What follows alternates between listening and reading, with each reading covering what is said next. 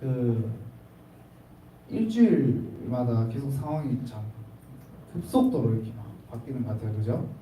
네. 근데 이제 좀 안정되나 싶어서 사도신경을 마무리하려고 네. 자, 끝내고 봅시다 이랬는데 코로나는 끝날 생각이 없고 역대 최고치로 이렇게 올라가고 있죠, 그죠? 어떻게 될지 모르겠지만 어쨌든 올해 안에 반드시 끝내도록 하겠습니다. 네, 네 오늘은 저리로서 산자와 죽은 자를 심판하러 오시리라 라는 부분, 저번에 하지 못했던 그 중간에 이어먹었던 그 부분 함께 보도록 할 건데요. 저희가 시간이 그렇게 많지 않기 때문에 저희가 중간에 오랜만에 하는 거잖아요, 그죠? 오랜만에 하는 거라 앞에 내용이 사실 기억이 잘 안 날 수도 있어요. 네, 이해합니다. 안 날 수 있는 부분들은 우리가 유튜브 채널에 아주 잘 나타나 있다, 그죠? 다시 한번 보시고 보신 김에 구독과 좋아요도 같이 네, 자연스러웠다고 생각합니다. 네, 이렇게 해주시면 좋겠습니다. 자, 우리 친구들 요즘도 그렇게 하는지 잘 모르겠어요. 요즘도 그렇게 하는지 잘 모르겠는데 저 원사님 때는 한 10년 전이에요. 그래도 10년밖에 안 됐어요, 우리 친구들. 10년 전에는 그 성적표가 이렇게 학교에서 종이로 주잖아요. 성적표를 주면 뭘 하라 했냐면 부모님한테 사인을 받아오래요. 그래서 꼭 사인을 받아오라고 그랬어요. 그래서 꼭 반에 글씨를 어른들처럼 쓰는 친구들이 한 명씩 있었거든요. 꼭 있었어요. 한 명씩 꼭 있었어요. 그 친구들한테 몰려가서 야, 사인 좀 해라. 우리 아버지 성함이 이렇다. 아빠 성함이 이렇다. 엄마 성함이 이렇다. 막 이러면서 그랬던 기억이 있는데, 자, 이 성적표를 들고 가잖아요. 들고 가면 여러분들 어떤 마음을 가지고 갑니까? 내 성적표를 봤을 때의 그 어머니의 표정 그죠? 가기 싫은 발걸음, 네, 아니면 굉장히 즐거운 발걸음을 가지고 가는데 굉장히 싫은 순간일 수도 있고 어떤 누군가에는 굉장히 즐거운 순간이 될 수 있겠지만 과연 그 즐거운 순간을 맞이하는 사람이 과연 몇이나 될까? 대한민국에 성적표를 들고 가는데 네. 그런 상황이 있습니다. 그리고 또 요즘 제가 항상 좀 두려운 문자들이 있어요. 어떤 문자가 있냐면 저희 아버지가 카톡을 잘 안 하십니다. 카톡을 잘 안 하시는데 정말 볼 일이 있을 때 카톡을 하시거든요. 근데 대부분이 어떤 카톡이냐면 사진을 보내십니다. 사진을 보냈어요.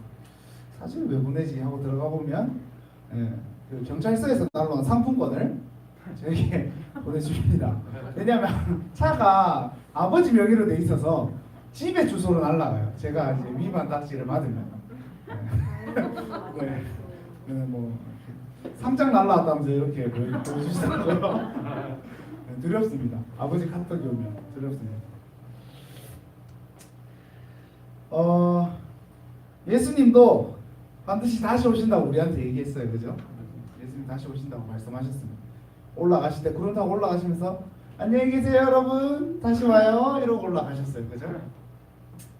그때에 다시 오실 때 예수님께서 무엇을 하시냐면 산자와 죽은 자를 심판하러 오신다. 심판하러 오신다. 우리가 살아가면서 예수님이 다시 오셨을 때 우리가 어떨까라는 생각 한번 해보셨어요? 이 땅에 마지막 날이 딱 됐을 때 우리가 살아있는 동안 마지막 날이 됐다고 생각해봐요. 어떤 느낌일까요, 우리 친구? 어떤 느낌일까요? 오늘 우리 신앙 고백을 통해서 예수님이 다시 오심에 따른 우리의 자세, 또 믿음의 고백이 어떻게 돼야 되는지 깨닫는 귀한 시간 되길 소망합니다. 자, 우리 사람들은 어떤 그 성향이 있냐면 그 부인하는 성향이 있어요. 믿지 않는 성향이 있다는 거예요. 보지 않으면 믿지 않고 보여달라 하고 눈에 보여도 믿지 않을 거예요. 제가 우스갯소리로 그런 얘기 하거든요. 예수님이 이 땅 가운데 실제로 지금 오셔서 내가 예수라고 하면 아마 사람들은 저 사람 이단이라고 손가락질 할 거라고. 네, 전 이해가 안 되시는 표정인 것 같은데. 네. 어쨌든 무슨 말이냐면 예수님께서 오셔서 심판하시는 것에 대해서 부인하고 또 사람이 이 심판이라고 하는 그 단어 자체에 굉장히 부정적인 반응을 합니다. 이 심판이라는 그 자체만. 심판이라는 게 뭡니까? 어떤 기준에 맞지 않거나 어떤 기준에 맞지 않게 살거나 그러면 이제 받는 벌이잖아요. 벌을 받기 위해서 거치는 단계잖아요, 그죠? 이제 네가 잘못했니 안 했니 판단하는 거잖아요, 그죠? 예를 들어서 이런 거죠. 부모님이 어머니가 아들한테 너 오늘 예배 드려? 안 드리면 용돈 안 준다 라고 이제 구형을 했어요. 이제 너 안 하면 벌 준다 이렇게 이제. 근데 아들이 예배를 드렸어요. 그러면 통과. 예배를 드리지 않았어. 그럼 어떻게 돼요? 용돈을 받지 않는 벌을 받는 거잖아요. 그게 심판이에요. 우리 삶의 순간에 늘 이런 심판이 계속 있는데, 근데 그때 초대교회로 한번 볼게요. 오늘 본문 말씀 보면 베드로 후서 말씀이거든요. 베드로 후서 말씀은 베드로가 쓴 성경입니다. 베드로가 쓴 성경인데 그 당시 초대교회에 나타나는 그런 거짓 교사들로 인해서 미리 예언하는 성경입니다. 그 성경. 베드로 후서를 보면 오늘 말씀에 보면 초대교회 사람들이 어떠한 자세를 가지고 살아갔는지를 분명하게 보여줘요.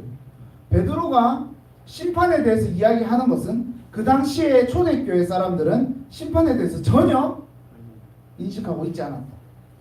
근데 아이러니하잖아요. 우리 친구들 한번 생각해봐. 예수님이 사도행전을 통해서 내가 곧 올 거야 라고 분명히 얘기했음에도 불구하고 그것을 본 초대교회 성도들은 전혀 그 심판을 믿지 않았다. 예수님이 다시 오심을 전혀 믿지 않았다.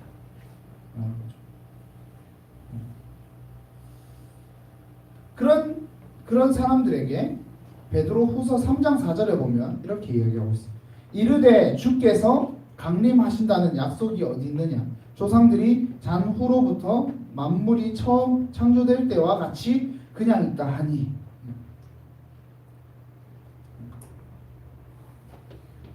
베드로가 이렇게 얘기합니다. 예수님이 다시 온다는 약속 어디 있냐? 하나님이 심판한다는 말이 어디 있냐? 어제도 오늘도 내일도 똑같이 있을 거다. 그대로 있을 거다. 오실 거다. 라고 분명하게 이야기합니다.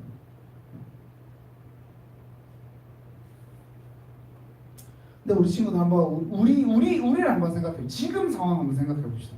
당시 초대교회 사람들도 믿지 않았던 그 재림을 봐도 믿지 않았던 재림을 과연 우리가 보고 살아가는 이 삶 속에서 예수님 다시 온다고 이야기하면 과연 몇 명이 얼마나 믿을 수 있을까? 그렇게 살아갈 수 있을까? 예수님 다시 오신대. 여러분들 믿으십니까? 예수님 다시 오신대. 믿어져요?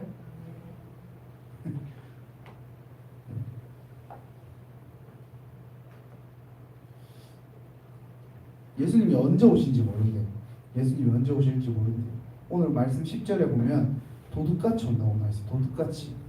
도둑같이. 여러분들 우리 도둑이 생각을 해요. 도둑이 말을 하고 훔치러 와요? 오늘 몇 월 며칠 언제 어디에 훔치러 올게 이러고 도둑이 오면 그 사람 도둑이 아니죠. 범죄자죠 그냥. 그렇죠? 잡혀가는 그냥 난 잡히러 오는 거야. 도둑같이 온다. 언제 올지 모르는 거예요. 예수님이 온다고 했어요. 곧 오신대요. 근데 곧 오시는데 2020년이 지나고 있어요. 언제 올지 모르는 거예요. 게임 막 하고 있는데 예수님 곧 오신대. 오겠죠. 재밌는 예능 보면서 신설기 보면서 깔깔깔대고 예수님 오신대. 그죠? 여자친구랑 남자친구랑 막 데이트하고 있는데 예수님 오신대. 제발 오지 마세요 지금은. 지금 왔으면 좋겠다 제발. 그럼 한번 살펴볼게요. 이 말의 의미를. 저리로서 산자와 죽은 자를 심판하고 오신다. 저리로서라는 말은요 무슨 뜻이냐면 거기로부터라는 뜻입니다. 라틴어로 거기서부터, 거기로부터 이렇게 온다. 거기라고 하는 단어에는 무슨 의미가 있죠? 장소적 의미가 있잖아요. 그죠? 어디서 온다. 어떤 장소냐? 승천하신 예수님이 어디에 계시죠? 우리 친구들? 하나님 우편에, 그죠? 거기서 오신다. 하나님 우편에서 오신다. 하늘에서 오신다. 마태복음 24장 30절에 보면 이렇게 나와 있어요.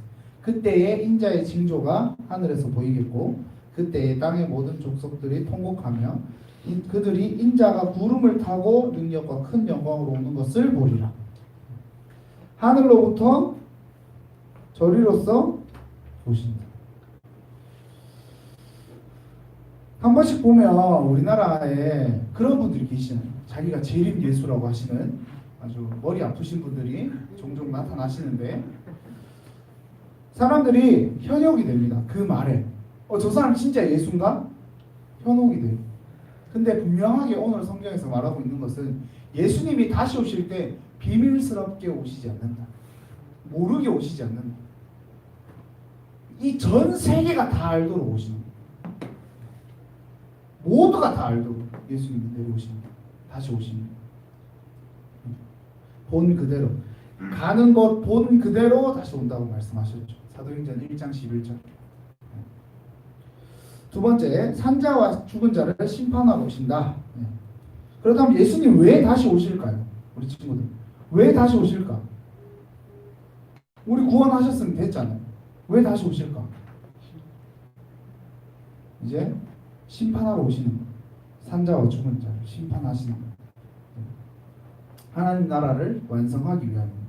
나라 완성하기 위함. 산자는 심판과 관련 없는 사람들. 심판과 관련 없는 사람들. 죽은 자는 심판 대상자들. 죽는 사람, 죄의 문제를 해결하지 못한 사람.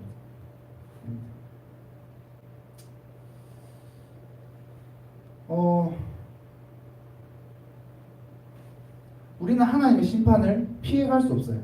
그렇죠? 우리 친구들 하나님의 심판을 피해갈 수가 없습니다. 왜냐하면 우리가 이미 아담과 하와로부터 생겨난 그 죄 때문에 우리는 그 심판으로부터 벗어날 수 없고 제외될 수가 없는 사람들. 제외될 수 없는 사람들.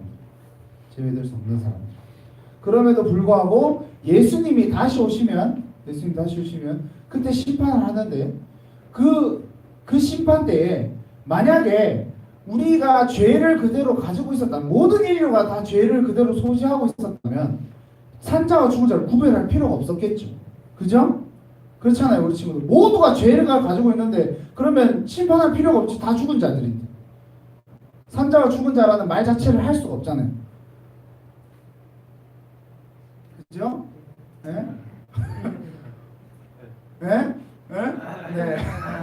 네. 산자와 죽은 자가 나눠져 있는 이유는 분명히 그 두 개의 부류가 존재하기 때문인 거죠. 그렇잖아요. 그죠?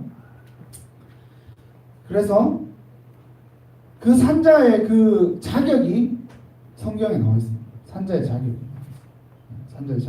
거기가 어디에 나와 있냐면 요한복음 3장에 보면요. 우리 친구들 니고데모랑 예수님이 대화하는 장면이 나오잖아요. 네. 거기 보면 3장 16절 우리 유명한 말씀 있잖아요. 그죠? 갑자기 기억이 안 나는데 제가 하나님이 세상 이처럼 사랑하사 독생자를 주셨으니 네, 이를 믿는 자마다 네. 그 말씀 있잖아요. 그 말씀 뒤에 17절 말고 18절에 보면 어떻게 나와 있냐면 그를 믿는 자는 심판을 받지 아니하는 것이요 믿지 아니하는 자는 하나님의 독생자의 이름을 믿지 아니함으로 벌써 심판을 받은 것이니라. 이렇게 말합니다. 심판에서 산자의 자격으로 살아가는 사람들의 조건이 뭐냐? 독생자 예수님을 믿는 것, 하나님을 믿는 것. 그 믿는 사람이 산자의 자격을 얻는 심판의 자격에서 벗어나는 겁니다.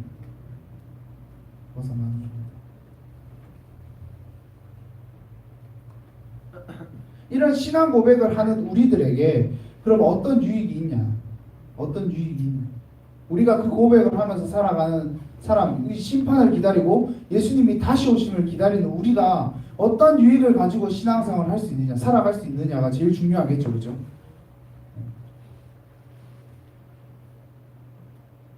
그러면 첫 번째는 방금 말한 것처럼 산자, 그 심판의 대상에서 제외된다. 죽지 않는다는 첫 번째, 죽지 않는다. 우리는 죽지 않는다. 심판에서 죽지 않는다. 그러니까 우리는 이 기다림이 괴로울까요? 아니면 즐거울까요? 즐겁다는 거죠. 예수님이 다시 오는 것이, 예수님이 다시 오시는 것이 우리는 기다려진다라는 것이죠. 왜냐하면 우리는 심판의 대상이 아니기 때문에. 예수님이 오심으로 우리가 그 하나님 나라가 완성되고 그 완성된 하나님 나라와 함께 영원히 사는 것을 누리게 되는 거죠. 그렇기 때문에 예수님이 다시 오시는 것이 우리는 전혀 괴롭지 않다, 무섭지 않다, 두렵지 않다, 즐겁다는 거죠. 기대된다는 것이죠. 기대한다는 것이죠. 결과적으로 보면 13절에 우리는 그의 약속대로 의가 있는 곳인 새하늘과 새 땅을 바라보도다. 새하늘과 새 땅을 바라보고 그곳에 속한 사람들이 되기 때문에 우리는 신천지에 속한 사람들입니다. 네, 예, 맞잖아요. 신천지, 새하늘과 새 땅. 우리는 세상을 살아가면 미래에 대한 두려움으로 살아갑니다. 내일 당장에 어떤 일이 일어날까? 내일 당장에 코로나 몇 명이 일어날까? 내가 이번 주에 수능을 치러야 되는데 코로나 때문에 수능을 잘 치를 수나 있을까?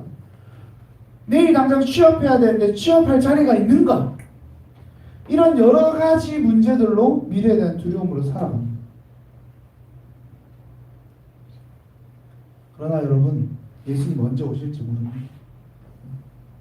그거에 대한 두려움을 가지고 살아가는 우리가 아니라 하나님께서 이미 완성하신 이 세상 가운데 예수님이 다시 오시는 것을 기대하고, 그리고 우리가 그 믿음을 가지고 살아가면 내일의 두려움이 아니라 내일의 두려움은 기대가 된다는 거죠. 다가오는 우리들의 기대가 되는 거죠. 어떻게 그게 기대가 됩니까?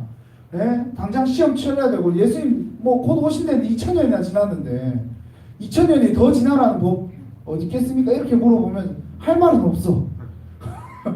그렇지만 우리 친구들, 그 결과를 아는 믿음, 끝을 아는 믿음을 가지고 살아가면요, 여러분들 가는 것이 힘들지 않습니다. 가면서 어려울 수는 있겠죠. 가면서 지칠 수는 있겠죠.